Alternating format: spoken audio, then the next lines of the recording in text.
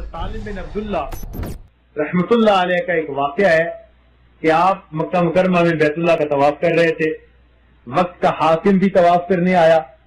اس نے جب دیکھا کہ ایک اتنے بڑے عالم بزرگ وہ بھی طواف کر رہے ہیں, اس نے سلام کیا اور سلام کر کے اس نے کہا کہ حضرت کوئی ضرورت ہو تو بتائیے میں پوری کر دوں. آپ نے فرمایا کوئی نہیں. کہنے لگا کچھ تو مانگیے. آپ نے اس بیت اللہ کی طرف اشارہ کر کے کہا او خدا کے بندے, اس گھر کے پاس آ کر بھی میں نے تجھ سے مانگنا ہے. تو اسے شرم آ گئی, چپ ہو گیا. لیکن حاکم جو تھا, سریا ہوتا ہے گردن میں, بات اس کو بری لگی. طواف کر کے جب آپ باہر نکلے, ہیلے بہانے سے وہ بھی اسی دروازے سے باہر نکلا این اسی وقت پر, اور پھر اس نے راستہ روکا. السلام علیکم جی, اب تو حرم سے باہر آ گئے, اب مانگیے جو آپ مانگتے ہیں. آپ نے اس سے فرمایا کہ بتاؤ میں تم سے دین مانگوں یا دنیا مانگوں؟ میں تم سے دین مانگوں یا دنیا مانگوں؟ اب دین تو وہ کہہ نہیں سکتا تھا, اس لیے کہ دین میں تو اللہ نے آپ کو مقام دیا تھا, وہ تو دنیا کا بادشاہ تھا. تو وہ کہنے لگا جی آپ مجھ سے دنیا مانگیں. تو سالم بن عبداللہ رحمت اللہ علیہ نے جواب دیا کہ میاں جس پروردگار نے دنیا کو پیدا کیا میں نے اس سے کبھی دنیا نہیں مانگی, میں بھلا تم سے دنیا کیا مانگوں گا؟ جس پروردگار نے دنیا کو پیدا کیا میں نے تو اس سے دنیا کا سوال کبھی نہیں کیا, میں تم سے دنیا کیا مانگوں گا؟ سبحان اللہ. یہ کتنے غنی لوگ ہوتے ہیں, یہ دل کے غنی ہوا کرتے ہیں. اللہ رب العزت ان اولیاء کو اپنے ان خزانوں سے رزق دیتا ہے جن خزانوں سے وہ اپنے انبیاء کو رزق عطا کیا کرتا ہے. وہ ان کو غیر کا محتاج نہیں بننے دیتا. چنانچہ یہ مستغنی ہوتے ہیں, اور یہ دنیا کے بادشاہ ان کی نظر میں کوئی حیثیت نہیں رکھتے. چنانچہ ایک فقیر تھا, وہ ایک بادشاہ کے دربار میں داخل ہوئے اور فرمان لگے السلام علیکم یا زاہد, السلام علیکم یا زاہد. تو بادشاہ بڑا حیران ہوا, کہنے لگا جی آپ نے مجھے زاہد کیسے کہا؟ فرمایا بھائی اصل زاہد تو تو ہی ہے. اس نے کہا نہیں زاہد تو آپ لوگ ہوتے ہیں. انہوں نے کہا نہیں اصل زاہد تو ہے. اس نے کہا بتائیے کیسے؟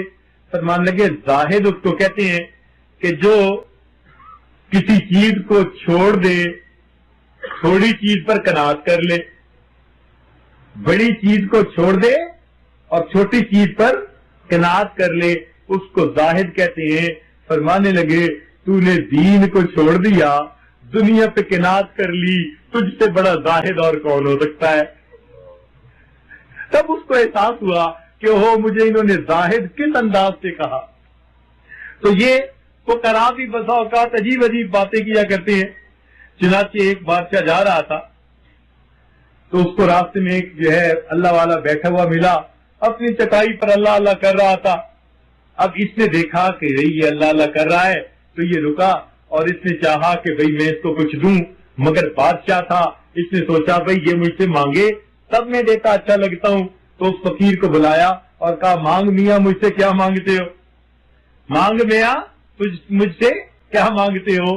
تو وہ فرمانے لگے کہ ارے میاں میں اپنے غلام کے غلام سے بھلا کیا مانگوں؟ میں اپنے غلام کے غلام سے کیا مانگوں؟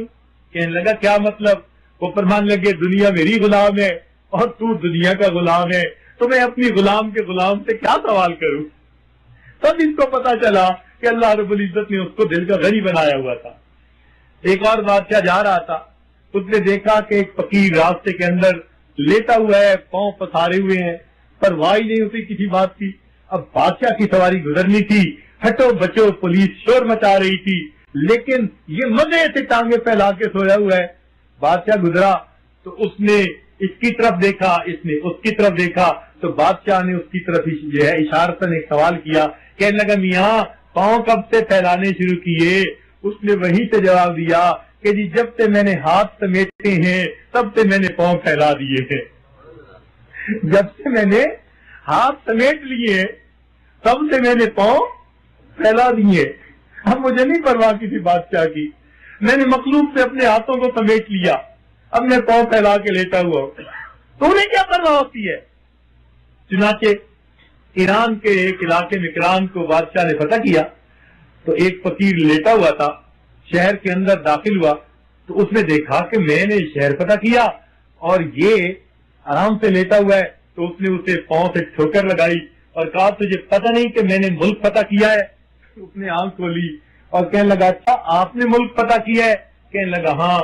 کہنے لگا ہم سنا کرتے تھے کہ ملک فتح کرنا تو بادشاہوں کا کام ہوتا ہے اور لات مارنا گدھوں کا کام ہوتا ہے، میں حیران ہوں کہ آج کل کے گدھے ملکوں کو فتح کرتے پھرتے ہیں۔ تو ان فقیروں کو آپ آزما کے دیکھیے، یہ دل کے امیر ہوتے ہیں، یہ دنیا کے مال پیسے اور ٹکے ان کی نظر میں کوئی حیثیت نہیں رکھا کرتے، یہ ٹھیکریوں کی مانند ہوتے ہیں۔ ہمارے دل میں چونکہ دنیا بھری ہوتی ہے نا، تو اس لیے جہاں زیادہ مال والے ہو نا ہم کہتے ہیں جی بڑے لوگ ادھر رہتے ہیں، جی ادھر تو بڑے لوگ رہتے ہیں، اب بڑے نہیں رہا کرتے، بڑے بوجھ والے رہا کرتے ہیں۔